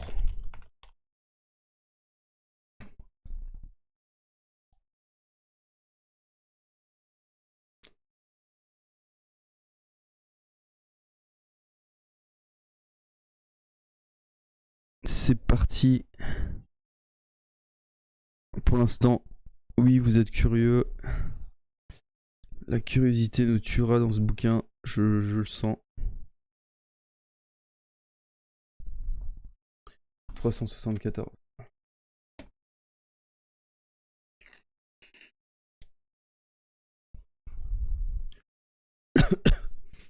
Enfin, ça va, on a des vies, mais je veux dire... Enfin, quoique, si ça tombe, il n'y a pas trop de cul-de-sac, on sait pas. Alors, avisant une échelle métallique reliant la passerelle à la salle, vous en descendez rapidement les marches. Les deux gardes que vous aviez aperçus sont effectivement morts. L'un d'eux est d'une taille identique à la vôtre, sans hésiter, vous le dépouillez de son uniforme et vous vous en revêtez. Précaution qui pourrait se révéler des plus utiles. Ah, bon, ok. Donc on sait qu'on a une combinaison de calazariens. Quelques pas dans ce qui reste de l'exposition vous font vite comprendre qu'elle était consacrée aux tyrannosaures. Et comme vous n'en apercevez aucun autour de vous, il vous est facile de deviner qui pousse les hurlements qui maintenant se rapprochent. L'endroit devient malsain et vous précipitant vers une petite porte, vous poussez un soupir de soulagement en vous retrouvant dans le hall d'entrée. Rendez-vous au 14. Du coup, ça servait à rien en fait d'aller voir. Alors, ce musée est le plus grand musée de Toroni. On y trouve des... On a déjà vu ça. On trouve des collections importantes sur tous les sujets possibles. Si vous êtes déjà entré dans ce musée, rendez-vous au 160. Et ils vont nous faire tourner en rond ou quoi? Donc à mesure que vous approchez du musée, la radio vous transmet un brouhaha de voix calazarienne. Bientôt, vous pouvez voir de la fumée qui s'élève du bâtiment. Si vous décidez malgré tout d'approcher, rendez-vous au 184, mais si vous jugez plus prudent de prendre une autre direction, rendez-vous au 63 pour faire un nouveau choix, notant bien que vous ne pourrez plus revenir au musée. Aïe. Aïe aïe aïe aïe. Peut-être qu'on a fait... Enfin, on a fait une belle découverte, mais le musée... Qu'est-ce qu'on fait? Est-ce qu'on y va une dernière fois ou pas? Sachant qu'il est en train de flamber. Enfin, de flamber, on voit de la fumée en tout cas qui s'y échappe. Donc bon. On ne pourrait plus revenir au musée, ça c'est chiant ça.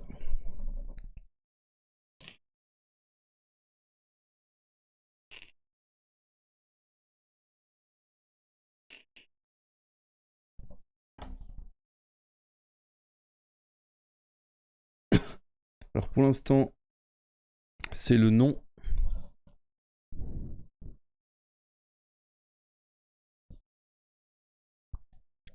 Donc on irait au 63. Ok. Donc vous ne voulez plus aller au musée, qui est sûrement devenu un endroit plus très accueillant, on va dire. Alors que désirez-vous visiter maintenant? Donc on a le choix. On n'a plus le musée. On a l'école de médecine, l'école de guerre ou la réserve de dinosaures.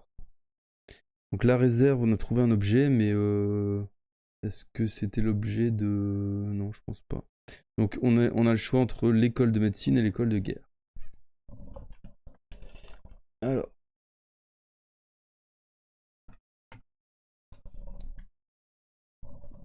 Direction.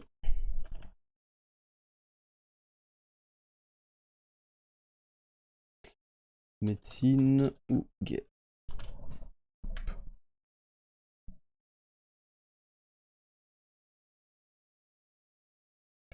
On peut aussi quitter la ville, hein, mais...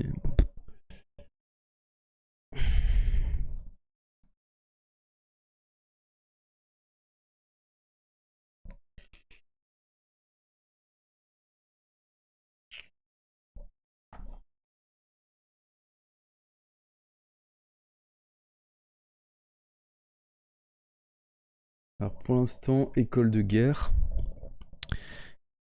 Allez. 277.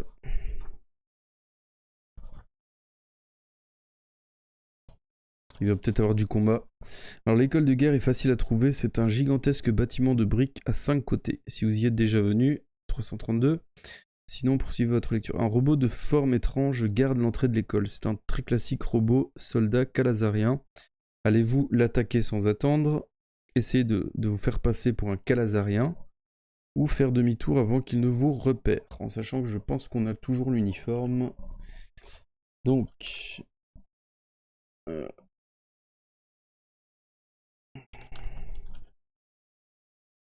Donc attaquer. On va mettre se faire passer pour et demi-tour.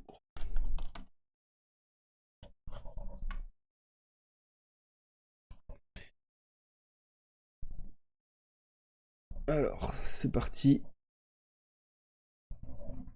Qu'est-ce qu'on fait?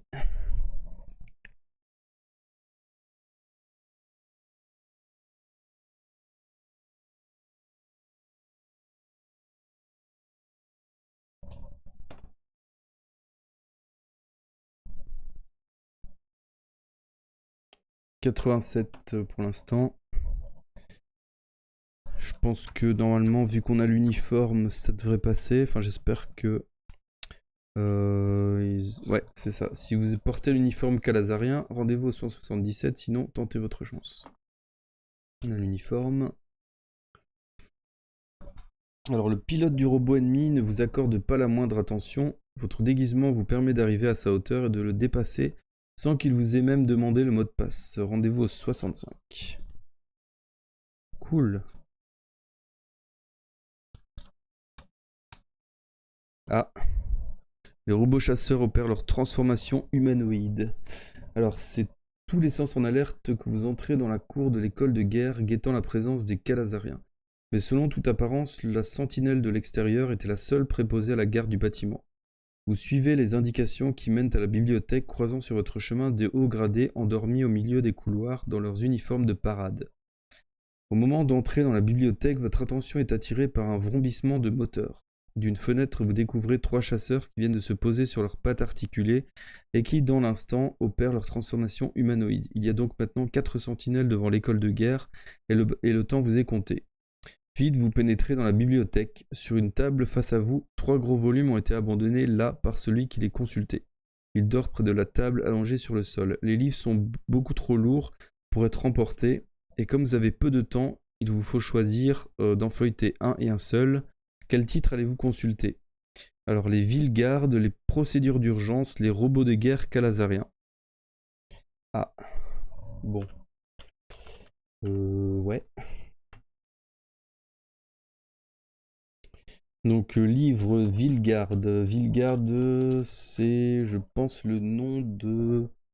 Il nous l'avait dit au début, c'était quoi encore Villegarde? C'est là où sont tenus tous les secrets du pays, quoi. Enfin, c'est un genre de place fortifiée où il y a tous les plus grands secrets, tout ça, quoi. Toutes les données sensibles. Bref, comme le Pentagone, en gros, quoi. Donc, les procédures d'urgence... urgence ou les robots de guerre. Calazarien. C'est parti, je viens de mettre le sondage. 3 petits points, ça veut dire ouais, bah, on sait pas quoi consulter, c'est ça que tu veux dire, Bounty? En gros, c'est débrouille-toi, t'as le droit de choisir un bouquin, mais voilà quoi.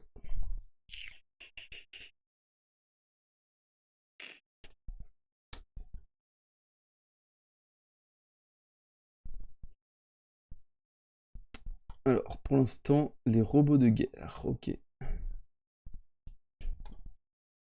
Moi, j'aurais plutôt choisi les procédures d'urgence. Enfin, un des deux premiers. C'est vrai que les robots de guerre calazariens, vu qu'on a trouvé déjà un truc qui nous rajoutait 111, là, référence du livre, là, peut-être que ça pourrait être utile, je sais pas. 268, allez. Est-ce que c'est le bon choix? Alors, vous avez entre les mains un manuel détaillé d'utilisation de tous les types de robots de guerre calazariens. Vous le consultez très vite, un large sourire vous vient aux lèvres en pensant à l'ahurissement de vos ennemis si l'occasion vous est donnée d'en piloter un. Rendez-vous au 368. Ok, donc est-ce que ça veut dire qu'on aurait gagné des compétences pour piloter un robot ennemi? Peut-être, je sais pas. 368 en tout cas.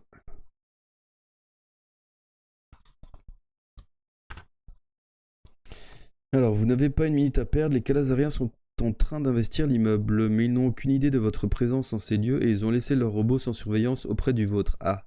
Inutile de vous faire remarquer, vous sautez donc par une fenêtre et vous courez à toutes jambes vers les robots. Si vous reprenez simplement possession du vôtre, 322, mais peut-être préférez-vous utiliser un des leurs, 345. Ah. Là, est-ce que ça serait pas intéressant justement d'aller chercher un robot ennemi en sachant qu'on vient d'apprendre comment l'utiliser? Je dis ça, je dis rien, hein, ça me paraît logique, mais bon. Alors, garder notre robot. Oui ou non.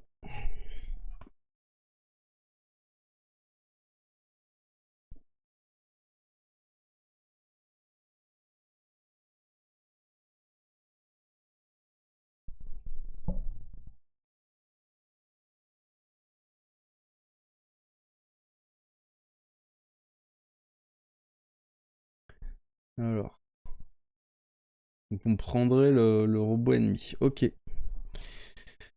345. Yep. Alors, le robot de guerre ennemi vous tend les bras et vous n'hésitez pas un instant à vous mettre aux commandes. Ce Myrmillion est le plus courant des robots de combat calazarien. Il est transformable en humanoïde ou en robot volant. Alors, en humanoïde, il a ces caractéristiques-là, donc 12, vitesse moyenne, bonus de combat plus 1, et en volant 10, très rapide et bonus de combat plus 1. Le Myrmillon peut prendre la forme humaine ou voler. Au cours d'un combat, le Myrmillon a besoin du temps que dure un assaut pour se transformer. Pendant cet assaut de transformation, le Myrmillon calcule, comme à l'habitude, sa force d'attaque. S'il gagne l'assaut, il n'inflige cependant aucun dommage et a simplement évité les coups de son adversaire. Hors combat, la transformation s'opère sans difficulté particulière, si ce n'est que ne possédant que 2 points de défense, il s'écrasera inéluctablement en voulant passer de la forme humanoïde à la forme volante. Ah, ok. Ah oui, forcément, vu qu'il a... Il a moins de points de vie en Myrmillon. Si on le transforme de Myrmillon et qu'il est à 2 points de vie, il crève d'office, quoi. Ok. Si vous avez eu l'occasion de lire le manuel de pilotage des robots calazariens, vous en êtes familiarisé avec le tableau de bord, rendez-vous au 322. Et yes, 322, on a le truc. Alors par contre, j'ai peut-être noté les caractéristiques.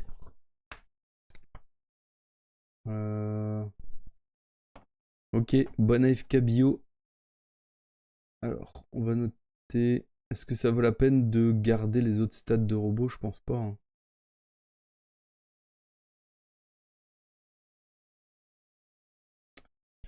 Non, tant pis. On va faire ça. On va mettre défense 12 et 10 en mode sol. Vitesse moyenne et... non, attendez. Donc il a 12 en humanoïde, vitesse moyenne. Et il a 10 en vol et très rapide.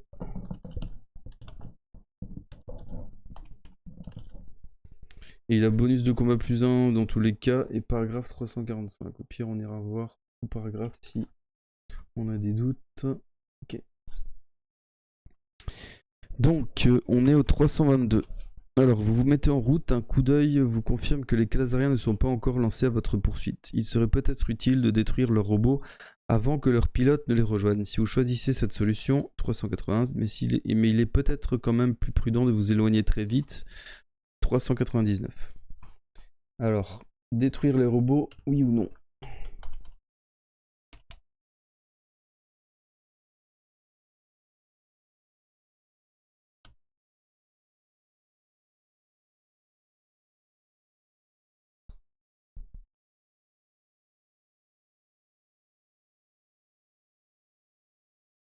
Bah il fait pas chaud hein, ce soir, purée là. Fou. Le fait de lire, de rester assis, ça fait qu'on n'est pas très actif, du coup on prend un petit coup de froid.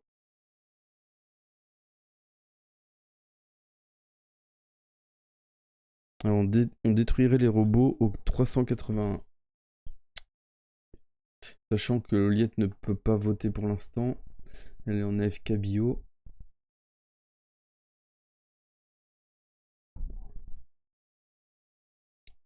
Donc, on va exploser ces foutus robots. S'ils nous en donnent la peine. Enfin, la possibilité, pardon. Alors, votre robot a tôt fait d'écraser les engins ennemis vides de leur pilote. Mais au moment où vous allez réduire le dernier en miettes, il réagit et se met en position de défense. Visiblement, son programme de pilotage automatique était enclenché, ce qui fait perdre à votre robot 3 points de défense avant qu'il ne parvienne à le démolir. Quant aux pilotes calazariens qui ont assisté au carnage depuis les fenêtres de l'école de la guerre, leurs hurlements de fureur vous font plutôt plaisir à entendre, va sans dire. Mais votre action d'éclat présente quand même un inconvénient. Les calazariens savent maintenant qu'il y a au moins un tauronien éveillé qui tente de s'opposer à eux. L'effet de surprise ne jouera plus en votre faveur. 147. Ok, donc on perd 3 points de défense. Donc on est à 9.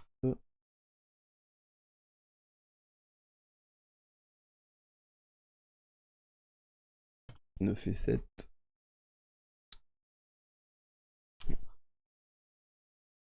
Donc on va au 147. Putain, c'est pas facile à gérer ces robots. Enfin, c'est pas que c'est compliqué, mais je veux dire, c'est pénible quoi. Toujours changer de robot et tout, c'est chiant. Alors, où allez-vous vous rendre maintenant? À l'école de médecine, musée, on peut pas, réserve des dinosaures dans une autre ville. Ouais, j'ai envie de dire que, à part la médecine, il y a que là qu'on peut aller quoi. 54. Pas trop le choix. Ou alors faut quitter la ville, mais autant visiter tout le truc. Hein. Alors l'école de médecine est un énorme complexe dont les bâtiments abritent à la fois le plus important hôpital et le centre de recherche médicale le plus moderne du pays. Aucun calazarien l'entoure. La voie est libre. Vous garez donc votre robot sur l'esplanade et vous grimpez les marches qui conduisent à l'entrée. Si vous êtes déjà venu ici, allez-vous essayer de trouver le moyen de soigner vos blessures ou tenter de rassembler le maximum de renseignements sur la terrible maladie du sommeil? Blessure, j'ai envie de dire, on a perdu qu'un point d'endurance, je crois. Poignet ou...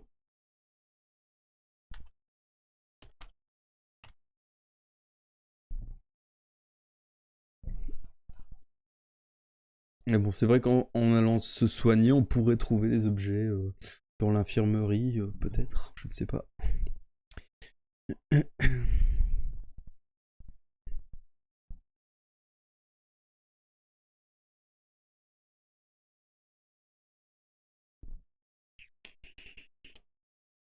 Pas beaucoup de combats hein, pour l'instant, en tout cas, c'est très calme. Hein. Enfin, il y a un peu d'action, mais bon. C'est pas. Il n'y a pas full combat comme dans certains bouquins. Je suis pas spécialement fan de SF, moi, à la base, donc ce bouquin-là fera office d'exception, on va dire. J'en ferai pas 10, quoi. C'est vraiment. C'était vraiment pour changer, mais après, on repartira dans du fantastique. Je trouve que c'est plus intéressant. Alors, vous ne votez pas. Du coup, je vais aller chercher les renseignements sur la maladie au 126. Alors vous dirigez du plus vite que vous le pouvez vers la bibliothèque médicale en suivant les flèches et vous commencez vos recherches parmi les rangées impressionnantes de livres poussiéreux. Enfin, vous découvrez dans un vieux manuel de pharmacologie un produit qui vous semble des plus intéressants. Il s'agit d'une préparation qui affirme ce traité guérit instantanément la maladie du sommeil, quelle qu'en soit l'origine. Et reloliette. Alors, et c'est d'autant plus intéressant que toutes les substances nécessaires ainsi que leurs propositions sont mentionnées. Vous pouvez donc fabriquer ce médicament. Si vous décidez de le faire, rendez-vous au 104. Si vous préférez quitter l'hôpital, 210. Bon là j'ai envie de dire qu'on va faire le médicament. Hein, si on a trouvé un remède, autant le faire. Hein. Alors, vous pénétrez dans le laboratoire. Le plan vous confirme que le laboratoire de pharmacie n'est pas très loin. Vous y allez directement, le livre précieusement serré sous votre bras. En chemin, vous entendez d'étranges couinements et des bruits de fuite, mais vous ne voyez rien. Le laboratoire dans lequel vous arrivez est désert. Où sont donc passés les laborantins? Vous auriez dû les trouver endormis sur place, mais vous n'avez guère le temps de résoudre ce mystère. Vous fermez les portes du laboratoire et vous vous mettez au travail. Votre livre est très explicite et le laboratoire est suffisamment équipé pour vous permettre d'obtenir en peu de temps un bon litre de potion bleue. Vous ne pouvez malheureusement pas en obtenir plus. Vous avez épuisé tous les ingrédients et vous n'avez pas la moindre chance d'en découvrir d'autres rapidement. Il va falloir vous contenter de cela. De plus, vous avez confiance, car le livre des pharmacopées semble indiquer que cette dose est largement suffisante pour la population de Toroni. Ce qui vous inquiète le plus, c'est que le liquide bleu est très volatile. Dès que le flacon sera débouché, la potion se volatilisera à la vitesse de l'éclair. Impossible donc de réveiller les habitants à mesure que vous les rencontrerez. On ne peut ouvrir le flacon qu'une seule fois, et il faut atteindre quand même toute la population du pays. Comment faire? Vous n'êtes pas au bout de vos peines. Tandis que vous réfléchissez, les étranges frôlements accompagnés de couinements vous parviennent de nouveau à travers la porte. Vous étiez si occupé à préparer la potion que vous n'y prêtiez plus attention. À l'évidence, il y a quelque chose d'autre de l'autre côté. Et vous n'avez pas la moindre idée de ce que cela peut être. Si vous décidez de quitter le laboratoire sur le champ, 394, mais il serait peut-être bon de vérifier avec le livre de pharmacopée que vous n'avez rien oublié si vous prenez le temps de faire cette vérification, 372. Alors.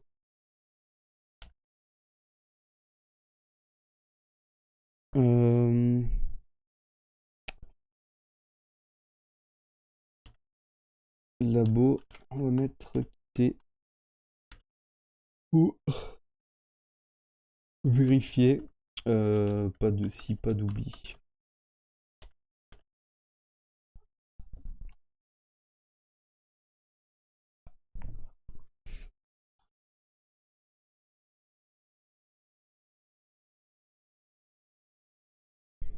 Ah, vous voulez quand même vérifier. Je pense que du coup, ça va faire un combat.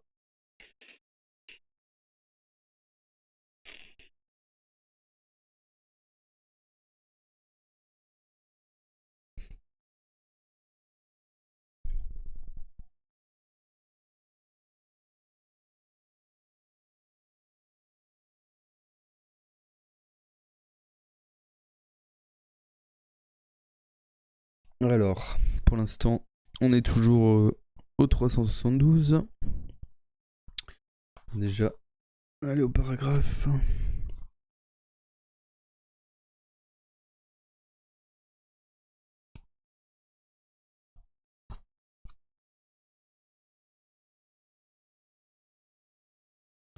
Alors, en vérifiant une dernière fois la formule de la potion que vous venez de fabriquer, vous découvrez une note que vous n'aviez pas remarquée à la première lecture. En effet, dans la composition de cette potion, vous avez utilisé de l'extrait de la plante mangeuse d'hommes. Or, la note signale que cet extrait perd son efficacité avec le temps. Et vous ignorez bien sûr si le produit que vous avez trouvé dans le laboratoire est encore efficace ou s'il ne l'est plus du tout. La seule façon d'être sûr de l'action de votre composition serait de trouver de l'essence fraîche de cette plante ou encore de vous procurer une fleur épanouie et de la faire mariner dans le liquide que vous venez de préparer. Mais vous n'avez pas la moindre idée de l'endroit où l'on fabrique cet extrait. En revanche, vous savez que la plante mangeuse d'hommes ne pousse que dans les jungles les plus inextricables. Fort de ces diverses informations, il ne vous reste plus qu'à emballer soigneusement votre flacon pour le protéger des chocs et à quitter le laboratoire 302. Ah, on a eu des infos importantes. Donc on doit trouver une plante. Alors les inquiétants gémissements et frôlements que vous aviez entendus pendant que vous prépariez la potion sont toujours présents. Ils semblent provenir d'une pièce fermée par une porte à double battant que vous apercevez au fond du laboratoire de pharmacie. Votre curiosité est la plus forte et vous poussez cette porte. Vous venez sans le moindre doute de pénétrer dans l'animalerie du centre. Les grandes cages qui l'occupent en sont la preuve. Mais certaines cages sont ouvertes et des cobayes affamés se sont échappés. D'ailleurs, 3 énormes crocodiliens aux yeux de braise vous font face, gueule grande ouverte. Si vous décidez de combattre ces créatures, 328. Si vous jugez plus sage de tourner les talons plus vite, 350. Alors, est-ce qu'on combat, oui ou non?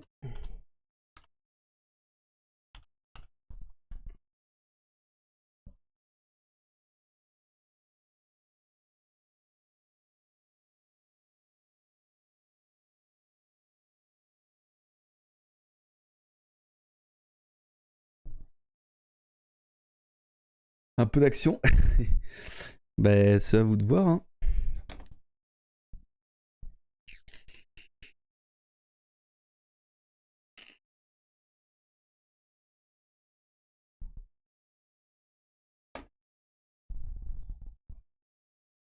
C'est vrai que ça manque d'action là, il faut combattre. En même temps, on n'a pas notre robot, hein. Je précise que ce serait du combat sans aide, hein.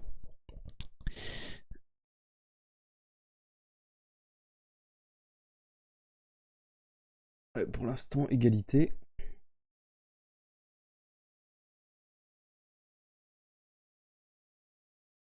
Bon, c'est moi qui vais trancher, donc on va combattre. 328.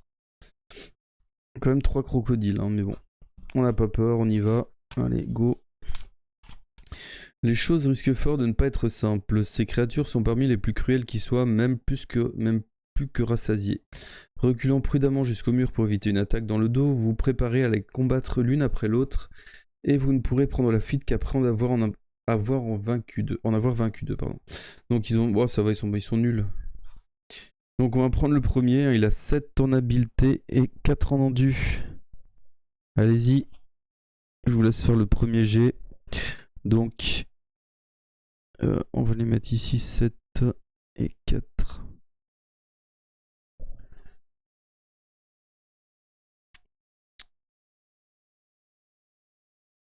Et nous, on a combien? On a... Ah non, c'est pas un D10, hein, c'est D6, je précise. C'est vrai que j'ai pas précisé...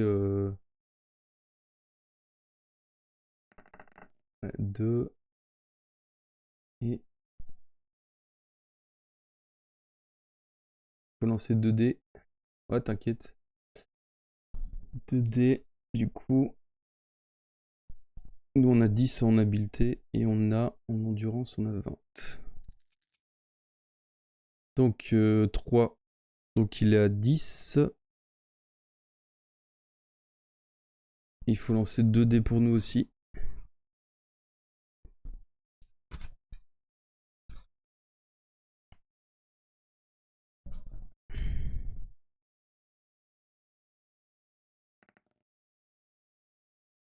Un et 1, 2. Putain, c'est pas vrai. Ça fait, ça fait 12. Et attendez, il avait combien? Il avait... Il avait combien le...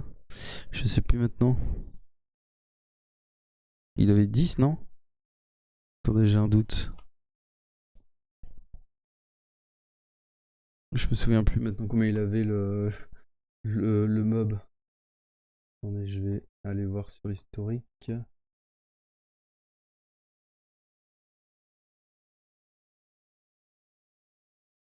sais plus maintenant. Si vous en souvenez, n'hésitez pas à le mettre. Est-ce que j'ai l'historique qui s'affiche quelque part? Non. On avait fait combien?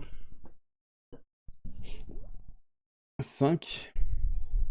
C'est pas 5. Du coup, c'est égalité. Je crois qu'on avait fait 5. Donc...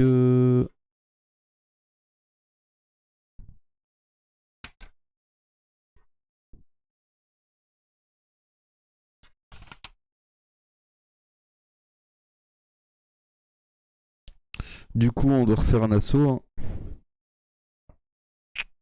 On doit refaire un assaut, il se passe rien. Puisqu'on était à égalité.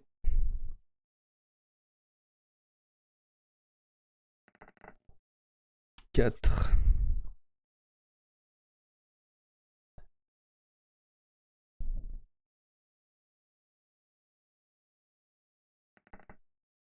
Ouf. 4 plus 6, 10. Donc là, il est à 17. Je vais le noter comme ça. Comme ça, j'oublie pas.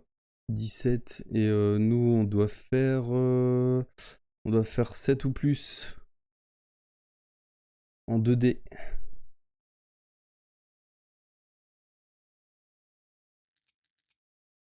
6.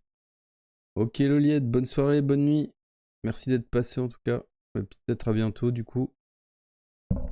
6 et 2, 8, on le bat tout juste, on a 18, du coup il perd 2. Et on est reparti pour un deuxième assaut. Et en attendant, je vais noter les points des deux autres monstres, 6, 6 et 7, 5.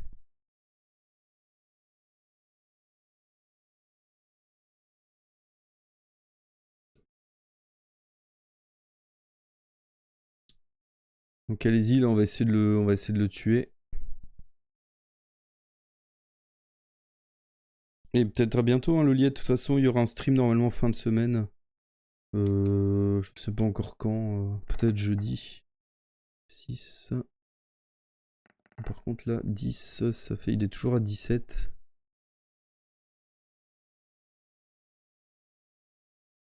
Allez, il faut faire un gros jet. Sinon on va perdre des points de vie.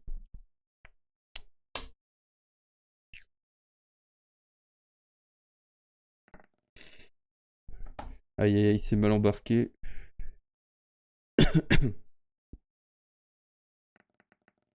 6, qui fait qu'on est à 16. On perd 2.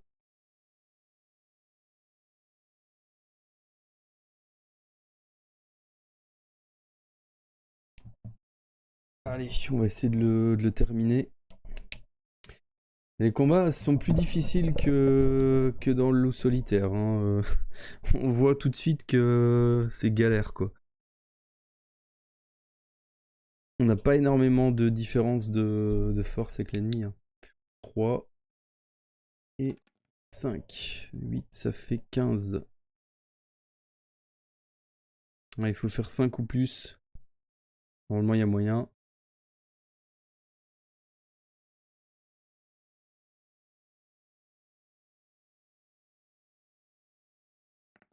Ouf, 1. Allez, il faut faire un gros jet là.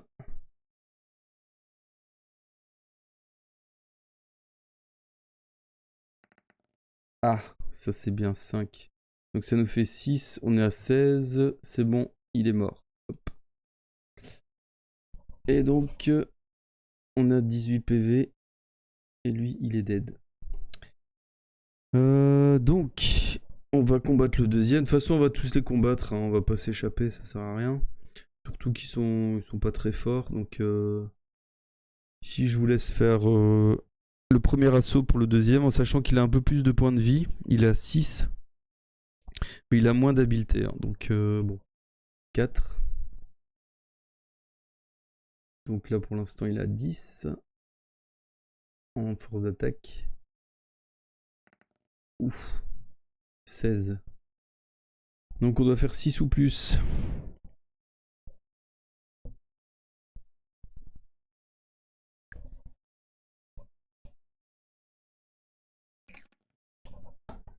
Bah c'est bon. 6. C'est sûr qu'on on le bat. Donc il est à 4 points de vie. Et deuxième assaut. Allez, je vais en faire un.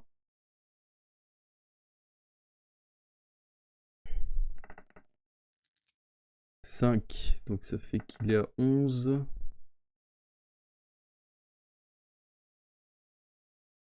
Et toi tu as fait 6. Donc on le dépasse déjà du coup. Il est à 2. Allez, je fais ceux de l'ennemi. 8. 8 plus 6, 14. Je te laisse faire pour le héros.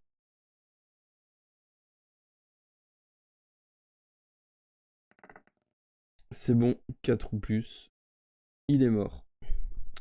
Dernier ici. Et donc on est toujours à 18 points de vie. Allez, je lance les deux. Ah merde, j'ai lancé. Donc du coup, 3. 3, donc ça fait qu'il est à 10. Bah on est déjà supérieur en fait. Donc il perd. Hop.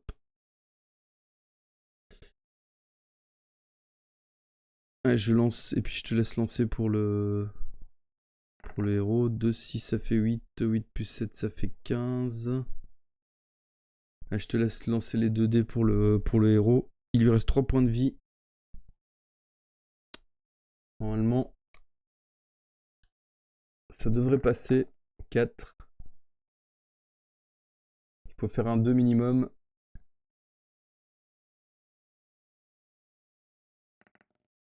Ouais, c'est bon.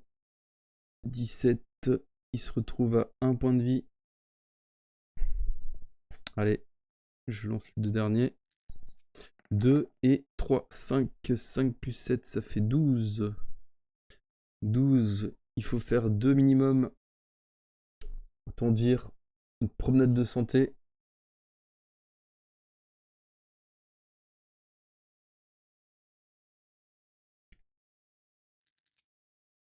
Hein, quoique.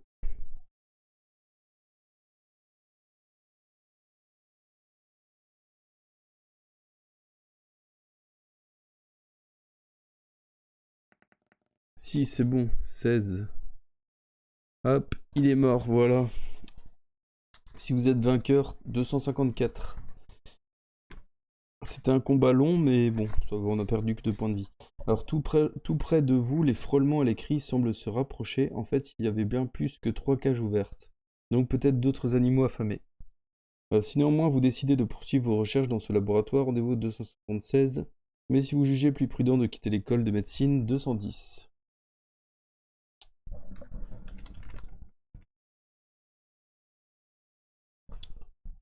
Continue à fouiller.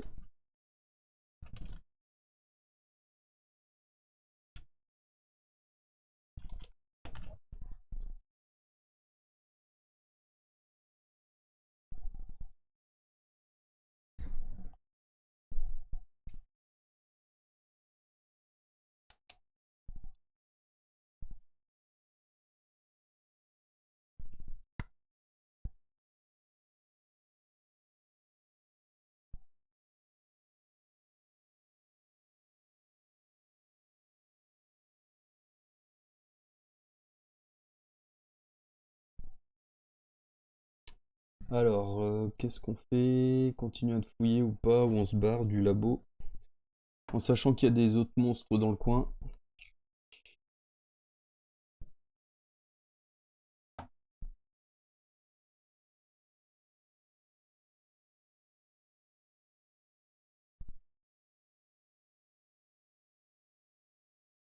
Hmm. Personne ne veut voter. Je dois reprendre la responsabilité. Non. Alors, bah moi je dis on va quitter l'école. Je sais pas pourquoi je le sens pas. J'ai pas envie de me choper les autres crocodiles là. Alors, vous reprenez les commandes de votre robot. Quelle partie de la ville allez-vous explorer maintenant? Alors, on a déjà fait l'école de guerre, on a fait le musée, on a fait la réserve. Du coup, on ne peut que quitter la ville au 380. Et ça sera pour le prochain stream puisque on a déjà fini le premier lieu. Du coup, on va mettre un stop ici. C'est parfait.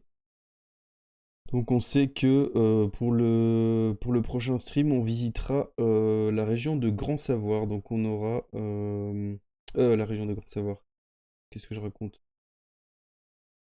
C'est ce qu'on vient de visiter, Grand Savoir. Du coup, on pourra aller soit à Industria, soit à Jungleville, soit à Port-Tempête, soit la Cité des Cultes. En sachant que la jungle, il faut trouver la plante. Donc est-ce que ce serait pas bien d'aller à Jungleville? Si ça, je dis rien.